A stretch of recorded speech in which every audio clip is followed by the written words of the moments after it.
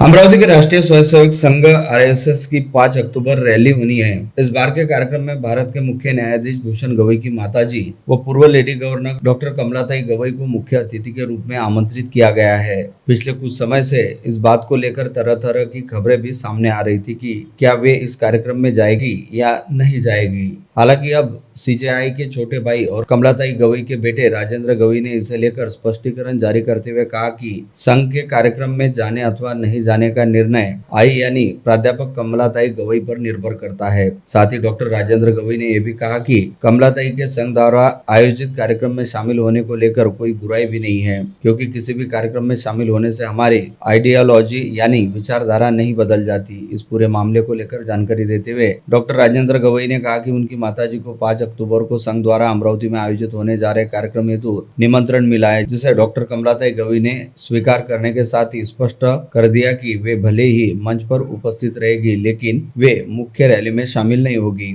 इस बीच संघ के एक वरिष्ठ अधिकारी के नाम प्रकाशित नहीं करने की शर्त पर दैनिक अमरावती मंडल को बताया गया कि प्राध्यापक कमलाताई गवई से स्वीकृति मिलने के बाद ही उनके नाम को संघ के कार्यक्रम की निमंत्रण पत्रिका में प्रकाशित किया गया था और आगामी 5 अक्टूबर को नरसम्मा हिरैया महाविद्यालय परिसर में आयोजित संघ के दीक्षा भूमि कार्यक्रम में प्राध्यापक कमलाताई गवई निश्चित तौर पर शामिल होगी। संघ के सूत्रों ने यह भी कहा कि संघ हमेशा ही सामाजिक समरसता एवं विभिन्न समाजों को आपस में जोड़ने का काम ही करता आया है तथा सभी तरह के विचारों का भी सम्मान करते हुए संघ द्वारा उन्हें अपना मंच उपलब्ध करवाया जाता है। 5 तारीख को जो कार्यक्रम हो रहा है उसमें उपस्थिति के लिए निमंत्रण दिया गया और आई साहब ने वो निमंत्रण स्वीकार भी कर लिया है।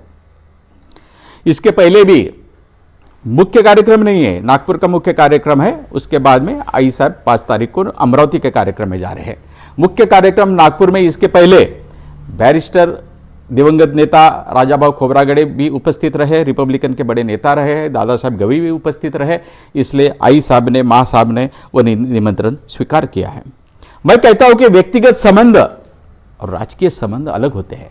व्यक्तिगत संबंध रखने चाहिए, किसी के व्यक्तिगत कार्यक्रम में जाके अपनी विचारधारा बदलते नहीं है। उस जमाने में अटल बिहारी वाजपेयी, इंदिरा गांधी, उनके अच्छे स्नेह के संबंध थे गवई साहब के, और गंगाधर जी फडणवीस जो विदर्भ के नेते थे, वह विधान परिषद के नेते थे, महाराष्ट्र के नेते थे, उनके साथ में तो गवई साहब का इतना अच्छा संबंध था कि दोनों को भाई भाई लोग मानते थे, लेकिन विचारधारा तब भी अलग थी।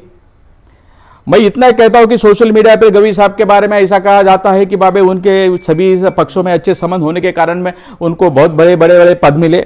मैं उनको यही कहना चाहता हूं कि गवई साहब को तब इंदिरा गांधी ने कांग्रेस में आने का न्योता दिया था और कांग्रेस में अगर आते तो उनको मुख्यमंत्री पद दिया जाने का भी उन्होंने वादा किया था, लेकिन गवई साहब ने अपने विचारधारा को, अपने पक्ष को छोड़ा नहीं।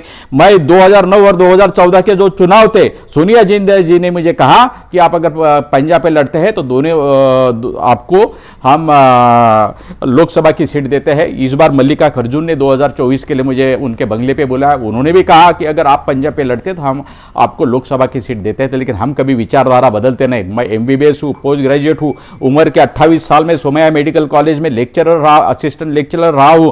आज मैं कहां से कहां जाता, लेकिन मैंने विचारधारा के लिए अपना इस्तीफा दे दिया है। तो इसलिए पद के पीछे हम परिवार, गवई परिवार कभी नहीं रहा। आज हमारे बड़े भाई अच्छे पद पे, बड़े पद पे है, बहुत ही इंपॉर्टेंट पद पे है, इसलिए किसी लोगों को उसका वो अच्छा नहीं लगता, इसलिए वो सोशल मीडिया के थ्रू अपने लोगों के थ्रू गवई साहब के बारे में, परिवार के बारे में बोल रहे हैं।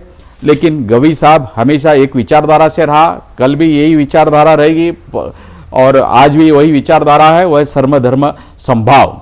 मैं यही कहता हूं कि अभी तक हमारे मातोश्री ने निमंत्रण स्वीकार किया, कोई भी निर्णय नहीं लिया है, लेकिन मैं इतना ही कहूंगा कि रिपब्लिकन पार्टी ऑफ इंडिया के सर चिटनीस के नाते और उनका बेटे के होता ने जो भी निर्णय उनको लेना है बिल्कुल ले ले, हम उनके पीछे ताकत से खड़े रहेंगे। मैं मेरा बाइट खत्म करने के पहले एक ही बात बताऊंगा कि अटल जी वाजपेयी और गवई साहब विचारधारा अलग थी।